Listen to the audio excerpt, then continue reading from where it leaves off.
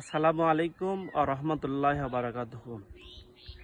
এখনই সলাতুল আসরের আজান হলো। আমরা আসরের নামাজ আদায় করে যে যার সমাজে আমরা আছি সবাই মিলে যার যার সমাজে খিচুড়ি সিন নিয়ে যেটা আমাদের প্রচলিত আছে তার সমাজে গিয়ে এখন 50 জন থাক আর 100 জন থাক সবাই মিলে খিচুড়ি সিন নিয়ে গিয়ে সবার সাথে গড় করে এটাই একটা আনন্দ, ইবাদতের একটা আনন্দ। সবার খিচুড়ি চিহ্নে একসাথে মিশায় নিয়ে আবার ভাগ ভাগ করে আমরা বাড়িতে চলে আসব।